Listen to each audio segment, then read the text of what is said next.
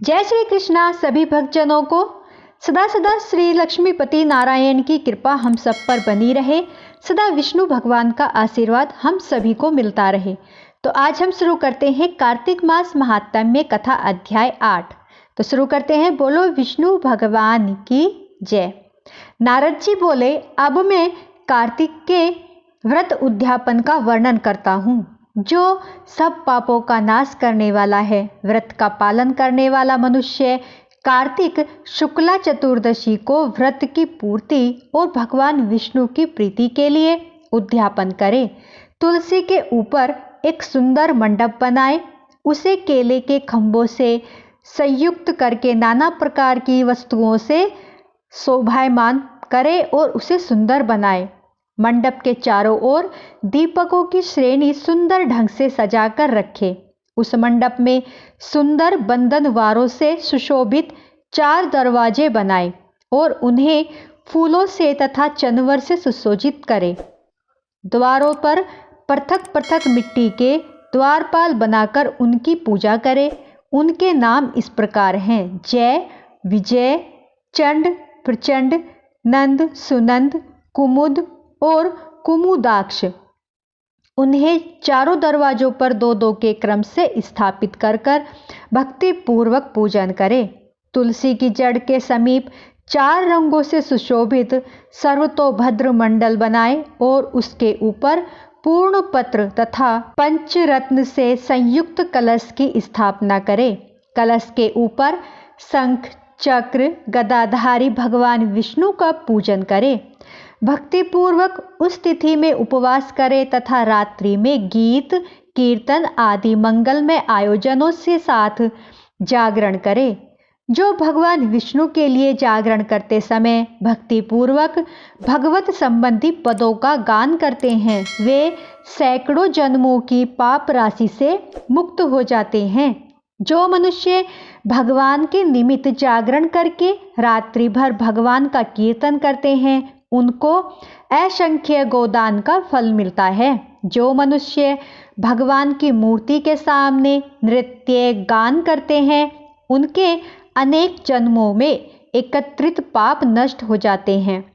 जो भगवान के सम्मुख बैठकर कीर्तन करते हैं और बंसी आदि बजाकर भगवत भक्तों को प्रसन्न करते हैं तथा भक्ति से रात्रि भर जागरण करते हैं, उन्हें करोड़ों तीर्थ करने का फल मिलता है।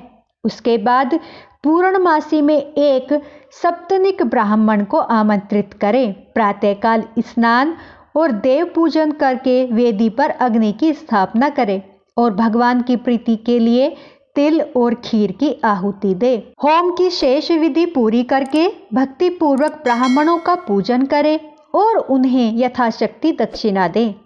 फिर उनसे इस प्रकार क्षमा प्रार्थना करे: आप सब लोगों की अनुकंपा से मुझ पर भगवान सदैव प्रसन्न रहे। इस व्रत को करने से मेरे 7 जन्मों के किए हुए पाप नष्ट हो जाएं और मेरी संतान चिरंजीवी हो। इस पूजा के द्वारा मेरी सभी मनोकामनाएं पूर्ण हो। मेरी मृत्यु के पश्चात मुझे अतिशय दुर्लभ विष्णु लोक की प्राप्ति हो। पूजा की समस्त वस्तुओं के साथ गाय भी गुरु को दान में दे। इसके पश्चात घर वालों और मित्रों के साथ स्वयं भोजन करे। भगवान द्वादशी तिथि को शयन से उठे, त्रयोदशी को देवताओं से मिले और चतुर्दशी को सबने उनका दर्शन एवं पूजन किया। इसलिए इस तिथि में भगवान की पूजा करनी चाहिए।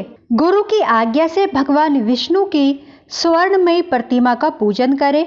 इस पूर्णिमा को पुष्कर तीर्थ की यात्रा श्रेष्ठ मानी गई है। कार्तिक माह में इस विधि का पालन करना चाहिए। जो इस प्रकार कार्तिक के व्रत का पालन करते हैं, वे धन्य और पूजनीय हैं। उन्हें उत्तम फल की प्राप्ति होती है। जो भगवान विष्णु की भक्ति में तत्पर हो कार्तिक में व्रत का पालन करते हैं, उनके शरीर में स्थित सभी पाप तत्काल नष्ट हो जाते हैं। जो श्रद्धा पूर्वक कार्तिक के उद्यापन का महात्म्य सुनता या सुनाता है, वह भगवान विष्णु का आशीर्वाद प्राप्त करता है। तो बोलो जय श्री कृष्णा। दोस्तों, आज हमारा 8वां अध्याय यहीं पर समाप्त होता है। अब हम कार्तिक मास की कथा सुनेंगे। किसी गांव में एक बुजुर्ग अम्मा रहती थी। वह कार्तिक मास का व्रत रखती। उसके व्रत को खोलने के समय भगवान श्री कृष्ण आते और खिचड़ी रखकर चले जाते।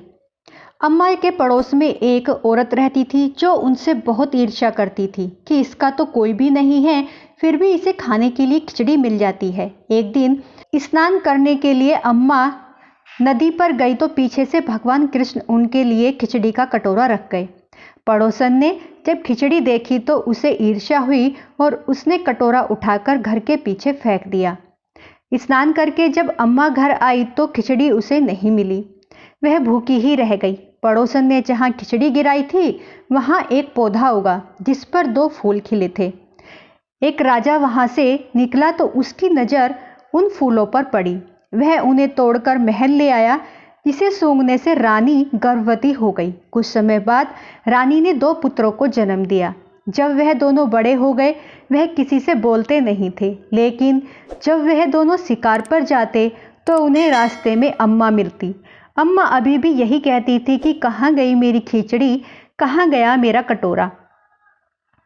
अम्मा की बात सुनकर वह दोनों कहते कि हम हैं तेरी खिचड़ी और हम हैं तेरा कटोरा। हर बार वह शिकार पर जाते, हर बार अम्मा उनको मिलती और वह वही पूछती और वो दोनों बच्चे यही उत्तर देते। एक बार यह बात राजा को पता चली तो उसे आश्चर्य हुआ कि दोनों पुत्र किसी से बात नहीं करते, तो इस अम्मा से बात कैसे कर लेते हैं। राजा ने अम्मा को राजमहल बुलाया और कहा कि हमारे पुत्र हमसे बात नहीं करते तो तुमसे यह कैसे बोलते हैं। अम्मा ने कहा कि मुझे तो पता नहीं कैसे बोलते हैं, मैं तो कार्तिक व्रत करती थी और भगवान कृष्ण मुझे खिचड़ी का कटोरा भरकर दे जाते थे। एक दिन मैं कार्तिक स्नान कर वापस आई तो वह खिचड़ी मुझे नहीं मिली। जब मैं कहने लगी कि कहाँ गई मेरी खिचड़ी, कहाँ गया मेरा कटोरा, तब इन दोनों लड़कों ने कहा कि तुम्हारी पड़ोसन ने तुम्हारी खिचड़ी फेंक दी थी तो उसके 2 फूल बन गए। वह फूल राजा तोड़कर ले गया। रानी ने सूंघा तो पुत्रों का जन्म हुआ। हमें भगवान कृष्ण ने तुम्हारे लिए भेजा है। सारी बात सुनकर राजा ने अम्मा को महल में ही रख लिया। हे कार्तिक महाराज, हे कृष्ण भगवान, जैसे आप उस अम्मा पर प्रसन्न हुए, उसकी सारी बातें सुनी, उसको राजपाट मिला और आपका आशीर्वाद मिला, वैसे ही कहानी कहते सुनते आपका व्रत करने वाले सब पर अपनी कृपा करना, सबकी मनोकामना पूर्ण करना। बोलो श्री कृष्ण भगवान की जय। तो दोस्तों, मेरी वीडियो आपको अच्छी लगी हो तो प्लीज़ लाइक, सब्सक्राइब, शेयर जरूर करें। जय श्री कृष्णा।